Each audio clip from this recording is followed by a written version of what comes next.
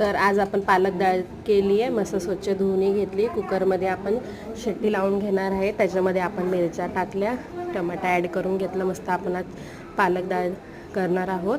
तर असे त्याच्यामध्ये 2 टमाटे मस्त चॉप करून घेतले.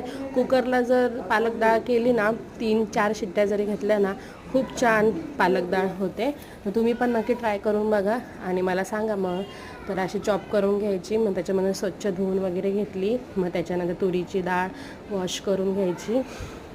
तुरीची आणि मुगाची डाळ मिक्स घ्यायची. मग ते चांगलं आपण वॉश करून घेतल्याच्यानंतर त्याच्यातच ॲड करायचं. सगळं हे मिक्स करून त्याच्यात पाणी वगैरे ॲड करूयात. मग आपण कुकर लावणार आहोत.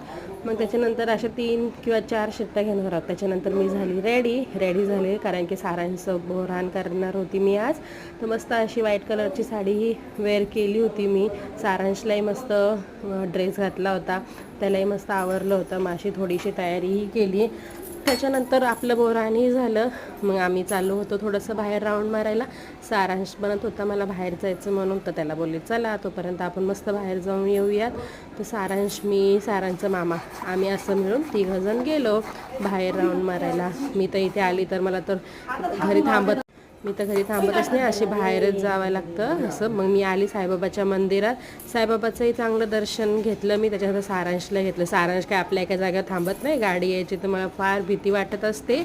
तर मस्त साईबाबाचं दर्शन, इथे जर मम्मीकडे आली तर मी दर्शन केल्याशिवाय जात नाही, तुम्ही बघू शकता. तर असं छान दर्शन केलं. सारांश बोलत होता मम्मा हात सोड. त्याच्यानंतर आम्ही पाणीपुरी खाल्ली. घरी आल्या मम्मी चांगली भजे करत होती. तर मस्त स्वादिष्ट मम्मीच्या हातचं जेवणही केलं. या सगळ्यांनी जेवण केल्यानंतर